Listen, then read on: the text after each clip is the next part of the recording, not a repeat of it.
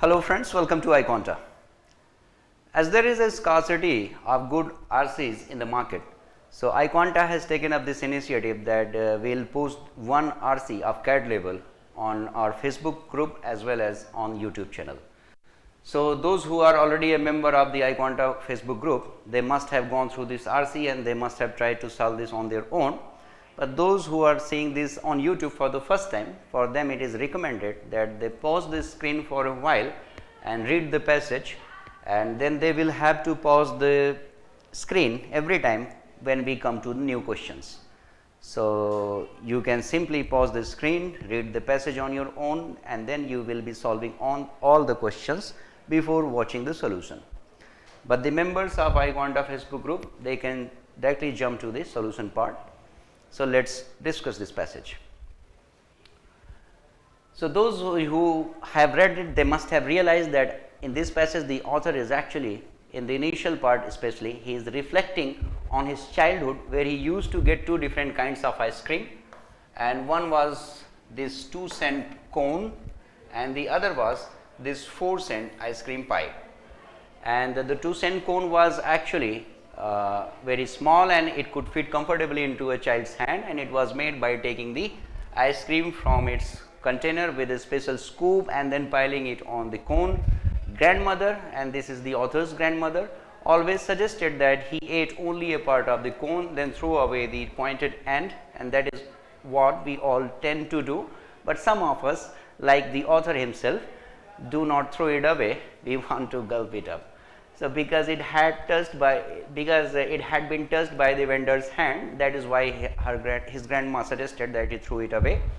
Though that was the best part, nice and crunchy, and it was regularly eaten in secret after a pretense of discarding it. That means no one would like to throw it away even after the recommendation of grandmother. And here in the second paragraph, the author is going to narrate the style in which this 4-cent pie was prepared and its content. So this 4-cent pie was made by a special little machine, also silvery, just like the canopies, that silver canopies, and which pressed 2 discs of sweet biscuits, again a cylindrical section of ice cream. First you had to thrust your tongue into the gap between the biscuits until it touched the central nucleus of ice cream, then gradually you ate the whole. So he explained how it was made and how it was eaten. So the biscuit surfaces softening as they became soaked in creamy nectar. Granny had no advice to give here because it was not touched by the vendor's hand. So Granny would have no problem with these children eating this kind of ice cream. And in theory, the pies had been touched only by the machine.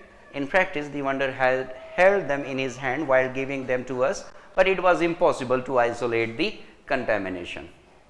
So you cannot do anything about it. So this was ignored, and Granny would allow these children to have this kind of ice cream rather than having the 2-coned ice cream. And here he explained that how he was fascinated, how the author was fascinated by some of his peers whose parents bought them not a 4-cent pie but 2-cent cones, and they bought actually two 2-cent cones. And these privileged children advanced proudly with one cone in their right hand and one in their left, and expertly moving their head from side to side, they licked first one, then they licked the other. And now you can visualize this scene, a child holding 2 ice creams in both his hands and then licking one and then the other turn by turn. And this liturgy seemed to me so sumptuously enviable. So sumptuously is luxuriously, sumptuous is something that is very luxuriant. So this episode, this entire thing, when he saw these children doing this, so he was sumptuously envied by this thing. He wanted to have that thing as well. That many times I asked to be allowed to celebrate this, to celebrate having these 2 cones in 2 hands, but in vain, because his elders were inflexible. A 4-cent ice cream, yes, but 2 2-cent ones, absolutely no. So his parents or grandparents would not allow him to have 2 2-cent cones, but they would allow him to have 1 4-cent ice cream. So as anyone can see, neither the mathematics, so now you might have wondered that why would not they allow the author to have two 2-cent cones? What was the problem? Actually, In fact, after all, they have to spend only 4 cents. So, they should have allowed. But what was the reason? So, neither the mathematics nor economy nor dialectics justified this refusal. So, why did they do this? No one can justify this, neither mathematically nor economically nor dialectically. So, dialectics, by the way, the ways preferred by the dietitians. So, what is healthy for you, what is not healthy for you is dialectics. And nodded hygiene, assuming that in due course the tips of both cones were discarded. So, if you just discard the cones that were touched by the vendor, so you have no issue of hygiene. So, you can do away with that as well. So, what was the issue then? So, the pathetic and obviously mendacious justification was that a boy concerned with turning his eyes from one cone to the other was more inclined to stumble over stones, steps or cracks in the pavement. And what is mendacious, by the way? Mendacious is misleading, false or misleading. So, what was this excuse? What was the justification, by the way? So, that justification was pathetic and that was mendacious, that means misleading. And what was that justification? That if you eat 2 cones, you will be moving your eyes from one cone to the other, and this will increase your chances of stumbling down. I dimly sensed that there was another secret justification, cruelly pedagogical, but I was unable to grasp it. So, even as a child, he could sense that his parents were actually were saying these things only to just cajole him, and there was a little truth in their excuse or justification. He sensed this, but what was the true reason? He could not see this. But now, today, now he sees this. Now he can see what the actual reason was, and now he is going to explain this, the psychology behind that refusal. Today, citizen and victim of a consumer society, a civilization of excess and waste, which the society of the 30s was not. So, this 30s is obviously here referring to the period of 1930s. I realized that those dear and now departed elders were actually right. So, now he can see the truth. Now he can see the actual reason why he was being denied that luxury. 2 2-cent cones instead of 1 at 4 cents did not signify squandering economically speaking, but symbolically speaking, they surely did. So, if you talk about economic effect of buying 2 cones instead of 1 pie, so you will not find any difference, because in both the cases you are ultimately spending 4 cents. But symbolically it made a difference, because it symbolized something. What did it symbolize? So, before that he explained that it was his parents too saw this reason, and it was for this precise reason that I yearned for them, because 2 ice creams suggested excess. So, holding 2 things as a child, you would want to hold 2 things in both of your hand. That would give you a feeling that you are actually holding a lot of things and you are having more, because your both hands are full. But if you are given just one thing in one hand, you will feel that you are having less. So, as a child, we all wanted to have more and more, and that is why they preferred 2 cones instead of 1 pie. So, he wanted to have this feeling, and that is precisely the reason he was asking for 2 cones, or he yearned for 2 cones. And this was precisely the reason that he was being denied this luxury, because they looked indecent, an insult to poverty, a display of fictitious privilege, a boast of wealth. That means his parents too could see to this truth. So, the reason was actually psychological, moral, or related to social standards, that it was about child rearing. His parents actually wanted him to grow as a responsible and good citizen, and that is why they did not like to inculcate these irresponsible behavior of and which has been given here as a squandering. So, they did not want to encourage this squandering habit in the author, and that is why they denied him this. And what is squandering, by the way? So, squandering is a wasteful habit.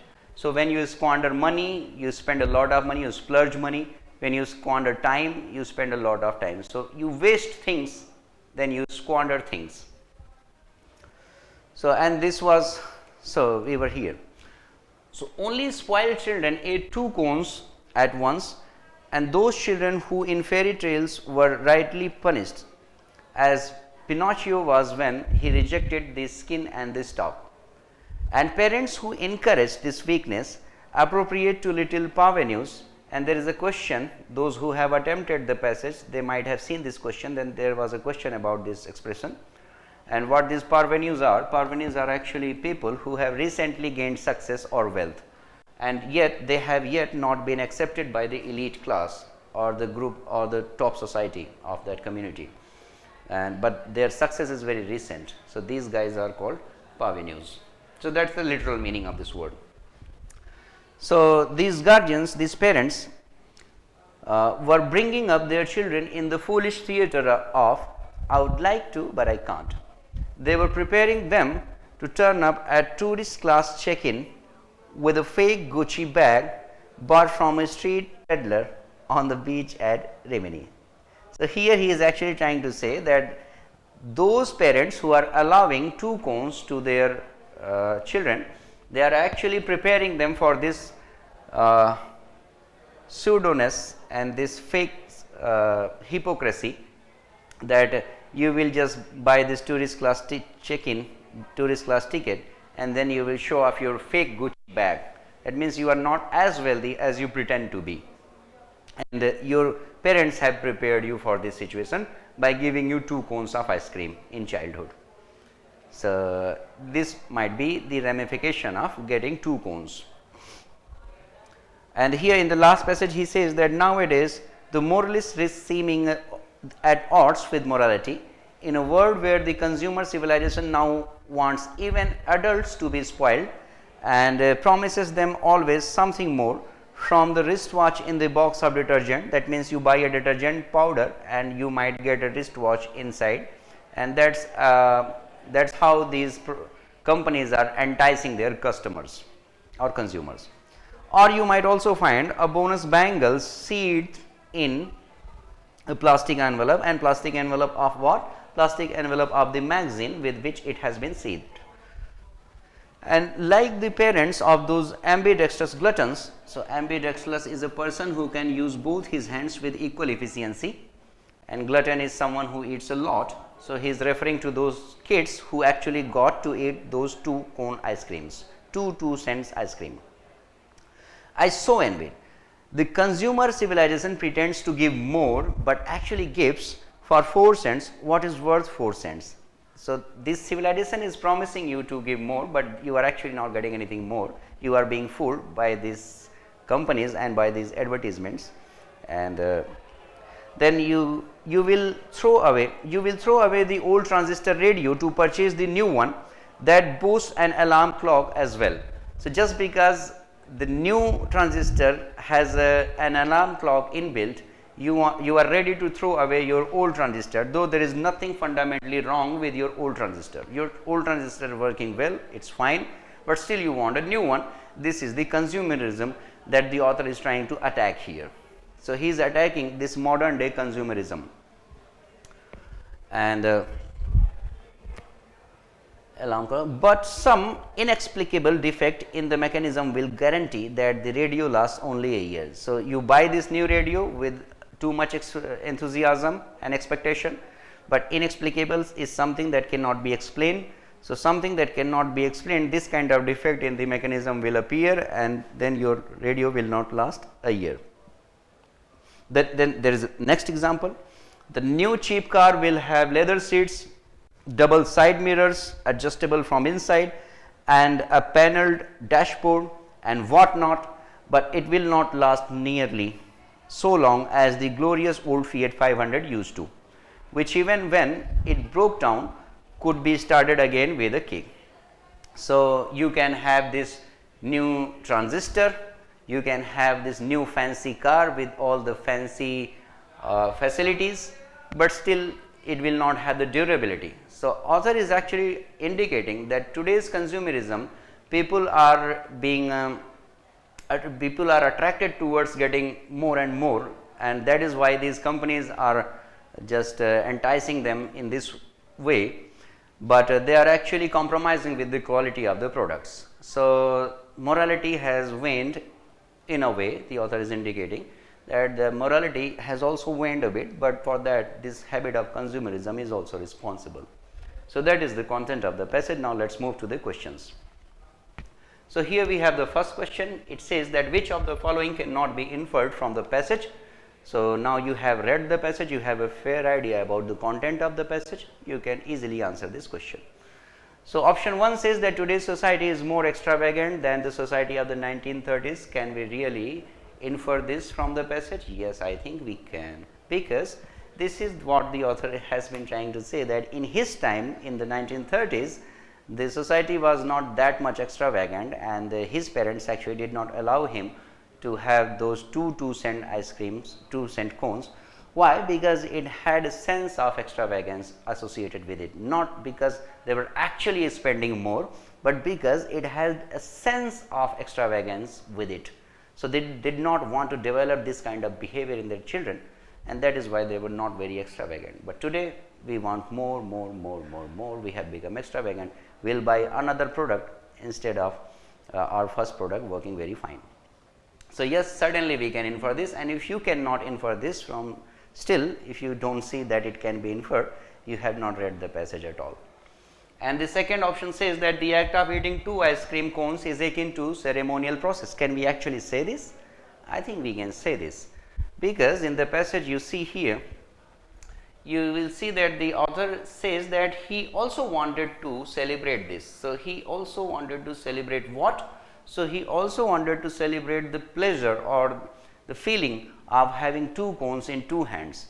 So, that's, and what do you celebrate actually? So, you celebrate things that are like special occasion or that are ceremonial. So, yes, having 2 cones or the act of eating 2 ice cream cones is akin, is like similar. So, it is similar to a ceremonial process, you can say this, and that is the reason that the author was also yearning for them. He also wanted to have 2 cones in 2 hands.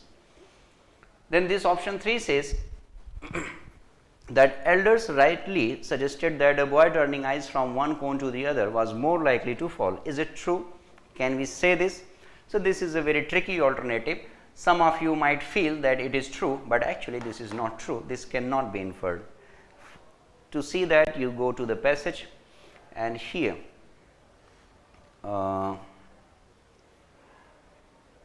the pathetic and obviously mendacious justification was that a boy concerned with turning his eyes from one cone to the other is actually more likely to fall.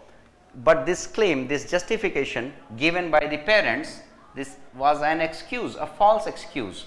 Mendacious is misleading, that is false, and pathetic is obviously something which is not true, not very impressive.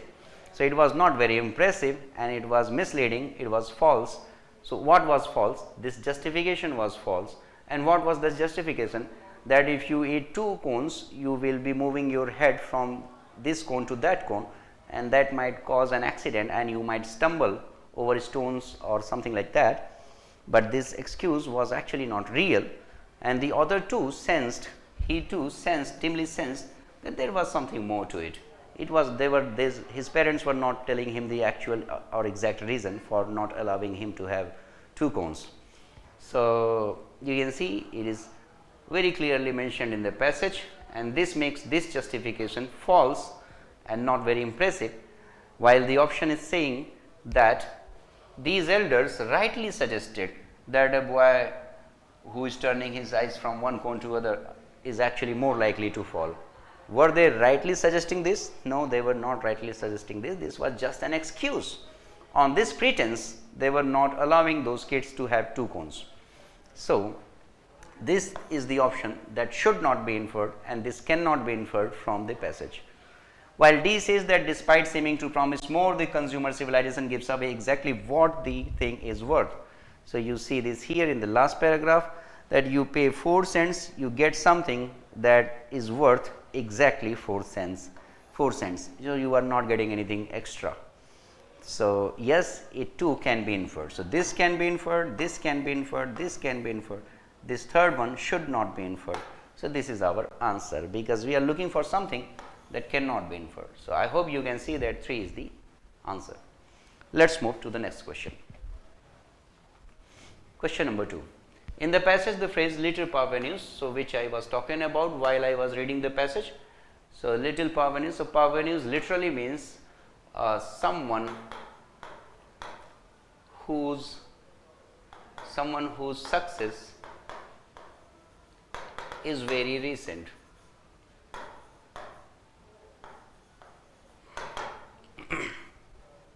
So, that is the literal meaning of this word, but here little parvenu. So, like they were just growing up, they were not yet grown ups, but they were in the process of growing up. So, what can it refer to? So, it refers to young upstarts, obviously, because upstart is the meaning of this word parvenu. So, this refers to this, and for this actually you do not even need to go to the passage, but if you go to the passage and you read this part which contains this, where can you find this? Here. So, the appropriate to little parvenus, and when you read this, it is talking about the parents. So, parents, read this, only spoiled children ate 2 cones at once. Those children who in fairy tales were rightly punished, as Pinocchio was when he rejected the skin and the stalk, and parents who encouraged this weakness in their children who were getting these ice creams. So, this refers to those young upstarts. They were foolish? No, you should not call them foolish. They were obviously not hags, and they were obviously not colts, and naughty. So, naughtiness is not being highlighted here. They being upstart, they just starting their childhood or their life is being indicated here. So, somehow this one is concerned with the vocabulary as well, but even if you do not know the word, you can still get it from here. So, it is contextual as well. Easy question. The author pined for 2 2-cent cones instead of 1 4-cent pie because, so now you understand the reason that he wanted to have 2 instead of 1. You understand this, the reason. So, what was the reason? So, the reason was didactic, that is why he wanted to have 2 cones instead of 1 4-cent pie. No, didactics was not the reason, and didactic is like issues related to dietary mechanism or suggested by your dietitian, or what is healthy and what is not healthy, is these things are related to these didactics. It suggested intemperance. So, what is temperance? So, temperance is like self control. I am talking about temperance, I am not talking about intemperance. Temperance is self control. Abstinence. So, when you abstain from something,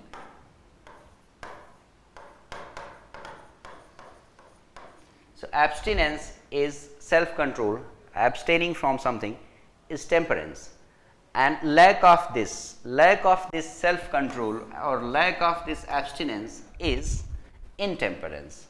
So, this is exactly the reason that he wanted to have 2 of the ice creams instead of 1, because he did not have that self control, he did not have that abstinence, and this is the thing that his parents were actually trying to inculcate in him. So, his parents were trying to inculcate abstinence in the author, and that is why he was not being allowed. And this is exactly the thing that he did not have at that time, and that made him yearn for those 2 2-cent cones. And 3 is very light reason, that it was more fun, and 4 says that it had a visual appeal, and then this says he was a glutton. So, he was not a glutton, those kids who were having this, they were gluttons. So, because he had this intemperance, that is why he wanted to have 2. Question 4, it says that what does the author mean by nowadays the moralist risks seeming at odds with morality? So, you will find this sentence in the last part of the passage, in the last paragraph. So, nowadays the moralist is seeming at odds with morality. So, what does this mean? So, when you read this part and the paragraph before this, you realize that here he is actually going to talk about the way these companies, these enterprises are fooling their customers, and these consumers are also at fault because they are being driven by gluttony and greed and by having more and more. So, when you want to have more and more, you want to have everything, you want to have a lot, you are compromising with your moral standards somehow, and that is what the author is indicating towards, that nowadays morality has become this and that. So, there is a moral aspect as well involved in this kind of situation. So, the question says that what does the author mean by this? Sorry for this.